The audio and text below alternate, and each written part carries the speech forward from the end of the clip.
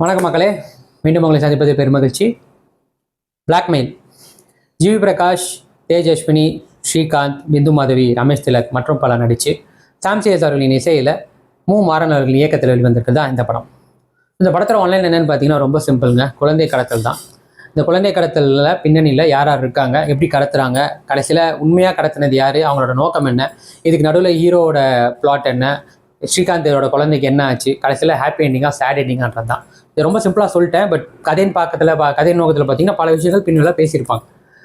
So எனக்கு இந்த படத்தில் பிடிச்ச விஷயம் என்ன அப்படின்னா, இந்த இயக்குனரோட முந்தைய படங்கள் அப்படின்னு வரும்போது 2 படம் பண்ணியிருக்காரு. ஒன்று நம்ம அருள்நிதியை வச்சு, 2வது அவங்க அண்ணன் உதயநிதியை வச்சு. ரெண்டுமே வந்துட்டு ஒரு க்ரைம் த்ரில்லர் படம் தான். இந்த படமும் கிட்டத்தட்ட அதே பேட்டர்னில் வர ஒரு படம் தான். ஸோ எனக்கு இந்த அவரோட ரைட்டிங் வரும்போது முந்தைய 2 படத்தை கம்பேர் பண்ணாமல் பார்த்தா ஓகே, நல்லா தான் இருந்தது. ஸோ அந்த ரைட்டிங் ஓகே, பிடிச்சிருந்தது. 2வது இந்த படத்தோட பெர்ஃபார்மன்ஸ், ஸ்டார்டிங் ஃப்ரம் ஸ்ரீகாந்த். ஏன்னா இது ஒரு கம்பேக்னு சொல்லலாம். அவர் ஹீரோவாக சில படங்கள் பண்ணாலுமே இந்த மாதிரி ரோல்ஸ் கொடுத்தா மனுஷன் வந்து பட்டை கிளப்பிடுறாரு. ஒரு மிக முக்கியமான ரோல் தான். ரொம்ப எனக்கு தெரிஞ்சு கிட்டத்தட்ட ஒரு ஹீரோக்கான ஒரு பேட்டர்ன் தான். அது ரொம்ப நல்லாவே பண்ணியிருக்காரு. அதே மாதிரி தான் பிந்து மாதவி ரொம்ப நாள் கழிச்சு ஸ்க்ரீனில் பார்க்குறோம். ஒரு நல்ல ரோல், ஒரு குழந்தைக்கு அம்மாவா அவங்க பரிதவிக்கிற இடத்துலையும் சரி, ஒரு முன்னாள் காதல்னால அவங்க படுற அவஸ்தாப்பையும் சரி, அதுக்கப்புறம் அவங்க குழந்தை கிடைக்குமா கிடைக்காதுன்ற ஒரு பதட்டத்தில் இருக்கிறதும் சரி, ரொம்ப அற்புதமாக பண்ணியிருந்தாங்க. அதே மாதிரி ரமேஷ் திலக், ஹரிப்ரியா, நம்ம மற்ற கேரக்டர்ஸ், சின்ன சின்ன கேரக்டர்ஸ் பண்ணக்கூடிய அத்தனை பேருமே ரொம்பவே அழகாக பண்ணியிருப்பாங்க. அந்த கேரக்டருக்கு என்ன ஒரு ஜஸ்டிஃபிகேஷன் வேணுமோ அதை சூப்பராக பண்ணியிருப்பாங்க. அந்த குழந்தை கொண்டு ரொம்பவே நல்லா நடிச்சிருப்பாங்க. ஹீரோயின் அவங்களுக்கு வந்து ஒரு மொத்தமாக ஒரு 10 சீன் தான் இருக்கும். பட் அதுவுமே சாட்டிஸ்ஃபைடாக நடிச்சிருப்பாங்க. ஸோ அந்த கேரக்டர்ஸுமே நல்லா இருந்தது. அப்புறம் பின்னணி இசை பாடல்கள்னு வரும்போது சாம்சிஎஸ் ஒரு த்ரில்லர் படத்துக்குரிய பின்னணி இசை என்னவோ அது குறை சொல்ல முடியாத அளவுக்கு ரொம்பவே நல்லா பண்ணியிருந்தார். பாடல்களுமே நல்லா தான் இருந்தது.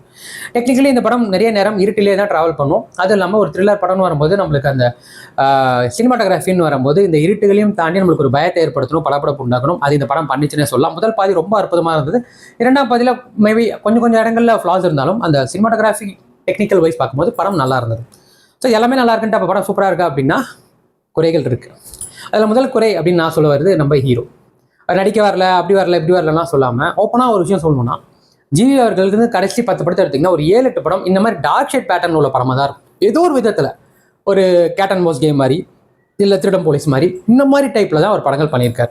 அதனால என்னமோ இவர் என்ன மாதிரி ஒரு கேரக்டர் பண்ணாலும் அது ஏதோ ஒரு கேரக்டரோட சாயலாகவும் இவர் முந்தைய படங்களில் உள்ள அந்த எமோஷன்ஸுமே அதில் கன்வே ஆகிறதுனால பெருசாக நம்மளுக்கு அவர் நடிப்பில் எதுவும் புதுசாகவோ நம்மளுக்கு ஈர்க்கிற அளவுக்கு இல்லாமல் போகுது.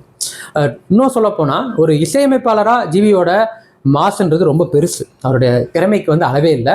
இன்னும் சொல்லப்போனால் இப்போ உள்ள இசையமைப்பாளர்களில் இந்த கிங்குன்னு சொல்லலாம், தப்பே கிடையாது. அப்பேற்பட்ட ஒரு இசை அவர் கொடுத்துட்ருக்காரு. அது பாடல்களாக இருக்கட்டும், பின்னணி இசையாக இருக்கட்டும், எந்த மாதிரி வேணாலும் படமாக இருக்கட்டும், எல்லாத்தையுமே அவர் ஷைன் ஆகிறார். அப்படி கூட ஒரு டேலண்டடான ஒரு மியூசிஷியன்.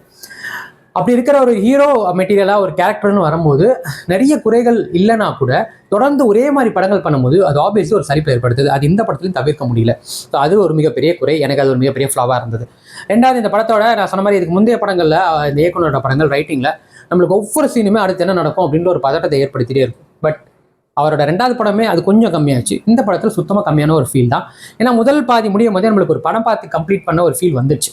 அங்கேயே முடிய வேண்டிய படம் சின்னதாக சர்ப்ரைஸ் கொடுத்து ஓ சூப்பர்ப்பா இப்போ 2ஆம் பாதி எப்படி இருக்க போகுது அப்படின்னு நினச்சா, முதல் பாதி என்ன மாதிரி கொண்டு போனாங்களோ அதே பேட்டர்னை மறுபடியும் கொண்டு வந்து இது என்ன தான் நடக்க போகுதுன்ற ஒரு நம்மளுக்கு படப்படப்பை ஏற்படுத்தாமல் நம்மளுக்கு ஒரு எக்ஸாஸ்ட் ஃபீலை கொடுத்து கன்ஃபியூஷன் பண்ணி நம்மளே அடுத்து என்ன ப்ரெடிக்ட் ஆக போகுது அப்படின்ற ஒரு ப்ரெடிக்டபிள்குள்ளே வந்துடும். இன்னும் சொல்லப்போனால் எனக்கே கூட எந்திரிச்சு போய் ஸ்க்ரீனில் அந்த குழந்தைய கூட்டிகிட்டு போய் இந்தாடா ஸ்ரீகாந்த் வச்சு கூட இனிமேலாவது பிள்ளைய ஒழுங்காக பார்த்துக்கிறான்னு பலாரம் அறையலாமான்ற அளவுக்கு நம்ம பொறுமையை சோதிக்கிற அளவுக்கு ஆயிடுச்சு ரைட்டிங். முதல் பாதியில் இருந்த அந்த ஒரு பரிதவிப்போ படப்படப்போ த்ரில்லர் எஃபெக்டோ செகண்ட் ஹாஃபில் வந்துட்டு ரொம்ப கம்மியாகிடுச்சு. அதுவும் இல்லாமல் ரிப்பீட்டடாக அதே சீன் நெகேன் வரும்போது நம்மளுக்கு ரொம்ப ஈஸியாக ஒரு போரிங் ஃபீல் வந்துருச்சு. அது டுவோர்ட்ஸ் த கிளைமேக்ஸ் வரும்போது ஓரளவுக்கு நம்மளால் யூகிக்கவும் முடிஞ்சுது யாராக இருக்கும் அப்படின்ற ஒரு விஷயம். ஸோ அந்த ஃபர்ஸ்ட் ஹாஃபில் இருந்த ஒரு ஃபீல் செகண்ட் ஹாஃபில் கம்ப்ளீட்டாக மிஸ் ஆனனால இது ஒரு நல்ல த்ரில்லர் மூவியாக வர வேண்டியது ஒரு ஆவரேஜ் ஸ்டாண்டர்ட்லேயே நின்றுச்சு. அது ஒரு மிகப்பெரிய குறையாக எனக்கு ஃபீல் ஆச்சு. ஸோ ஓவராலாக பிளாக்மெயில் யாருக்கு என்ன மாதிரி ஆளுங்களுக்கு பிடிக்கும் அப்படின்னு கேட்டிங்கன்னா, என்னை பொறுத்த வரைக்கும் ஒரு த்ரில்லர் ஃபேன்ஸாக இருக்கிறவங்களுக்கு மேபி பிடிக்கும். இது ஒரு ஹோல் ஃபேமிலியாக வந்து பார்ப்பாங்களான்னா ரொம்ப கம்மி தான். ஏன்னா இதில் ப்ளஸ்ன்னு ரொம்ப நல்ல ஒரு விஷயம் அப்படின்னு சொல்ல வேண்டிய நல்ல விஷயம்னு கிடையாது. பட் இந்த படத்தினால ஒரு சில விஷயம் கன்வே ஆகிறது என்னவாக இருக்குன்னா 2 விஷயத்த அவங்க கொண்டு போயிருப்பாங்க. ஒன்று, குழந்தைய தொலைச்சிட்டு இந்த பிளாக்மெயிலர்ஸ்னால மிரட்டப்படுற பெற்றோர்களோட பரிதவிப்பையும் அவங்களோட மனநிலையும் ரொம்ப அழகாக வெளிப்படுத்தியிருப்பாங்க ஸ்ரீகாந்தும் பிந்து மாதவியும். அதே நேரத்தில் பிந்து மாதவிக்கு இன்னொரு சைடு வந்து முன்னாள் காதல்னால அவங்க படுற அவஸ்தை, அது அதனோட கணவனுக்கு தெரியக்கூடாதுன்னு அவங்க அவங்க அவங்க அந்த காதலுக்கு ஏற்ற மாதிரி அவங்க நடந்துக்கிறதும், அதனால அவங்க வந்து மன உளைச்சலுக்கு ஆளாகிறதும், அவங்களோட மனநிலை எப்படி இருக்கும் அப்படின்றதையும் வந்து காட்டியிருப்பாங்க. அது ரெண்டு விஷயமும் இன்னைக்கு நிறைய பேரால மேபி அவஸ்தப்படக்கூடிய ஒரு இடம் தான். பட் அது எல்லாமே அவங்க ரொம்ப தெளிவாக நடிச்சிருப்பாங்க. ஸோ அதுவும் எனக்கும் பிடிச்சது. ஸோ ஓவராலாக எனக்கு பிளாக்மெயில் எந்த அளவுக்கு பிடிச்சதுன்னா 100க்கு வந்து நான் 55 கொடுப்பேன். ஒரு நல்ல த்ரில்லர் மூவியாக வர வேண்டியது சில பல ஃப்ளாஸ்னால நம்மளுக்கு அந்த த்ரில்லர் எஃபெக்டை படம் உள்ள கொடுக்க முடிய தவறுனால இந்த படம் அந்த 55 ரேஞ்சிலே நின்றுச்சு. ஸோ அவ்வளோதான் மக்களே, மீண்டும் அடுத்த வாரம் வேற ஒரு நல்ல திரைப்படம், வேற ஒரு நல்ல மூவி, வேற ஒரு நல்ல விமர்சனத்தோட உங்களுக்கு சந்திக்கிறேன். நம்ம விஜய் காதகன் இது நிமிஷம் ட்ரெயின் வந்து போச்சு. போதும்டா ஓட்டது ரீல் அந்து போச்சு.